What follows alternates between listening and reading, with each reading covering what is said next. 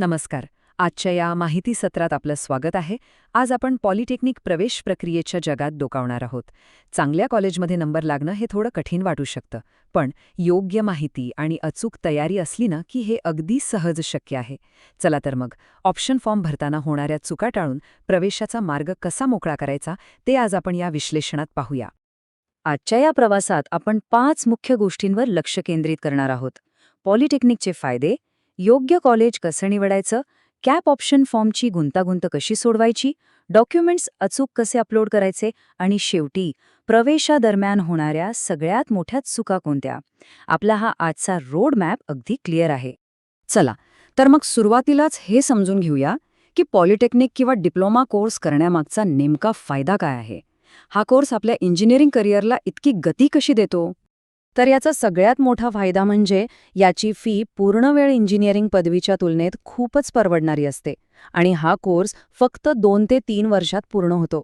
बरं, नुसतं पूर्णच होत नाही तर लगेचच ज्युनियर इंजिनियर म्हणून नोकरीची संधी मिळते. आणि जर तुम्हाला पुढे शिकायचंच असेल तर लॅटरल एंट्रीचा एक उत्तम पर्याय आहेच. यातून थेट बी.टेक किंवा बीईच्या दुसऱ्या वर्षाला प्रवेश मिळतो. थोडक्यात सांगायचं तर कमी वेळेत आणि कमी खर्चात इंजिनियर बनण्याचा हा एक जबरदस्त शॉर्टकट आहे. आता हा आकडा बघा, 2.2 लाख. तुम्हाला वाटेल हे काय आहे? तर भारतात एका पॉलिटेक्निक इंजिनियरला सुरुवातीला मिळणारा हा सरासरी वार्षिक पगार आहे. रेल्वे, डिफेन्स आणि बड्या प्रायव्हेट मॅन्युफॅक्चरिंग कंपन्यांमध्ये अशा उमेदवारांना खूप मोठी डिमांड असते. आपण वेळ आणि पैशांची जी सुरुवातीची गुंतवणूक करतो ना, त्या तुलनेत हा परतावा नक्कीच उत्तम आहे. पण इथे प्रवेश मिळवण्यासाठी एक बेसिक अट आहे आणि ती म्हणजे 35%. होय, पॉलिटेक्निकला ॲडमिशन घ्यायचं असेल तर 10वीमध्ये किमान 35% मार्क्स मिळून पास असणं अत्यंत अनिवार्य आहे. हा अगदी कडक आणि पायाभूत नियम आहे. हीच तुमच्या पुढच्या प्रवासाची पहिली पायरी आहे. आता आपण एका अतिशय महत्त्वाच्या टप्प्याकडे वळतोय, योग्य कॉलेजची निवड. बघा, हा निर्णय काही फक्त अंदाजावर घेऊन चालत नाही. त्यासाठी एक प्रॉपर, शिस्तबद्ध पद्धत वापरावी लागते. ही निवड प्रक्रिया आपण 4 सोप्या स्टेप्समध्ये विभागू शकतो. पहिली स्टेप म्हणजे तुमची आवडती शाखा किंवा ब्रँच ठरवणं, मग ती सिव्हिल असो, मेकॅनिकल किंवा कम्प्युटर सायन्स. दुसरी स्टेप म्हणजे तुमच्या सोयीनुसार शहर, फी आणि फॅसिलिटीज बघून कॉलेजेसची एक लिस्ट बनवणं. आता तिसरी स्टेप सगळ्यात महत्त्वाची. इथे तुम्हाला सखोल रिसर्च करायचा आहे. त्या कॉलेजचे प्लेसमेंट रेकॉर्ड्स कसे आहेत, अभ्यासक्रम कसा आहे, हे सगळं तपासायचं. आणि चौथी फायनल स्टेप म्हणजे त्या कॉलेजच्या अचूक पात्रता निकषांमध्ये तुम्ही बसताय ना, हे एकदा कन्फर्म करणं. तुमचा हा रिसर्च जितका पक्का असेल ना, तितकाच पुढचा रस्ता सोपा होईल. आणि आता आपण येतोय प्रवेश प्रक्रियेतल्या सगळ्यात जास्त टेन्शन असणाऱ्या टप्प्यावर. तो म्हणजे डी.टी. महाराष्ट्र कॅप पोर्टलवर ऑप्शन फॉर्म भरणं. इथे एक गोष्ट अगदी डोक्यात फिट बसवा. ठरलेल्या तारखांच्या आतच, म्हणजे दिलेल्या डेडलाईनमध्ये तुम्हाला अधिकृत पोर्टलवरून ऑनलाईन फॉर्म सबमिट करायचा आहे. ऑफलाईन फॉर्म पाठवण्याचा किंवा कागदपत्रांच्या झेरॉक्स पोस्टाने पाठवण्याचा अजिबात प्रयत्न करू नका. जर तुम्ही डेडलाईन चुकवली तर त्या कॅपराऊंडसाठी तुम्ही थेट अपात्र ठरता. त्यामुळे वेळेचं भान ठेवणं मस्ट आहे. आता फॉर्म भरताना एक कन्सेप्ट समजून घेणं खूप गरजेचं आहे. प्रेफरन्स नंबर किंवा प्राधान्य क्रमांक. इथे ब्लॉक नंबर 1 याचा अर्थ तुमची सर्वात पहिली आणि सगळ्यात टॉपची पसंती. पोर्टलवर तुम्हाला 1 ते 300 पर्यंत कॉलेजेस आणि ब्रांचेसची ऑप्शन्स टाकता येतात. त्यामुळे जे कॉलेज आणि जी ब्रांच तुम्हाला सर्वात जास्त हवी आहे ती नेहमी 1 नंबरच्याच ब्लॉकला असली पाहिजे. ही क्रमवारी एकदम काळजीपूर्वक लावायची आहे बरं का. आणि हो, इथे एक अतिशय महत्त्वाची वॉर्निंग आहे. एकदा का तुम्ही हा ऑप्शन फॉर्म फायनल सबमिट केलात की त्या विशिष्ट कॅपराऊंडसाठी त्यात तुम्हाला कोणताही बदल करता येणार नाही, कोणतीही सुधारणा करता येणार नाही. त्यामुळे फायनल सबमिट बटन दाबायच्या आधी आपण भरलेले सगळे ऑप्शन्स 2-3 वेळा नक्की चेक करा, कारण इथे तुम्हाला दुसरी संधी मिळत नाही. ऑप्शन फॉर्म नंतर आपण एका अशा तांत्रिक गोष्टीकडे वळतोय जिथे अनेक विद्यार्थ्यांचे फॉर्म रिजेक्ट होतात. ते म्हणजे डॉक्युमेंट्स अपलोड करणं. स्क्रुटिनी ऑफिसरकडून फॉर्म रिजेक्ट होऊ नये म्हणून काय करायचं ते आता बघूया.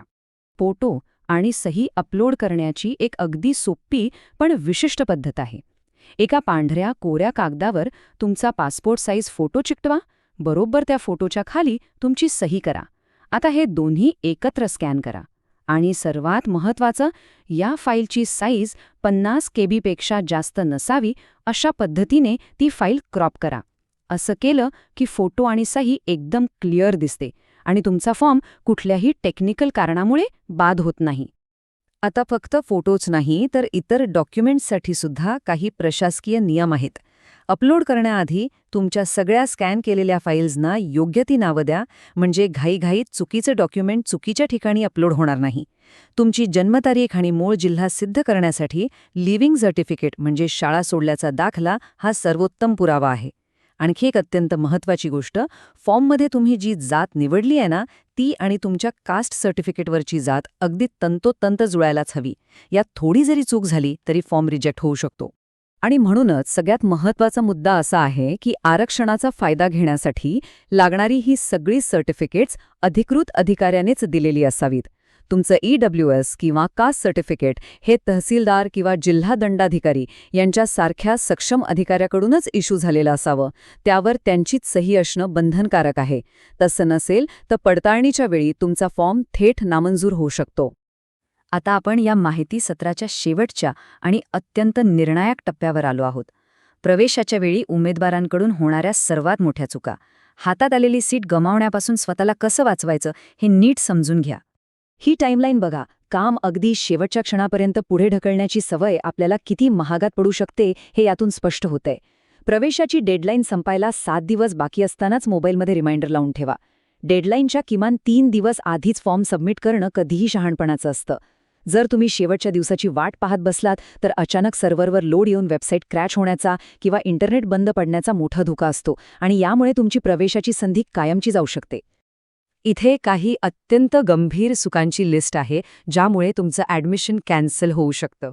चुकीची किंवा अपूर्ण कागदपत्र अपलोड करणं ही यातली सगळ्यात कॉमन मिस्टेक आहे.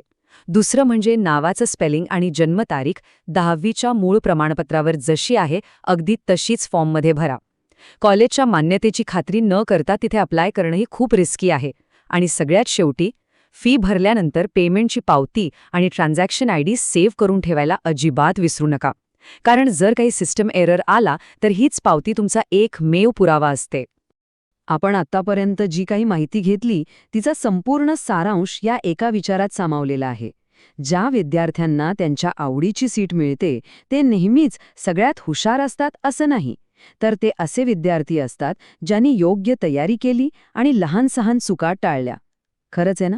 प्रवेश प्रक्रियेत फक्त बुद्धिमत्ता नाही तर तुमची शिस्त, गांभीर्य आणि एकाग्रता या गोष्टी खूप मॅटर करतात.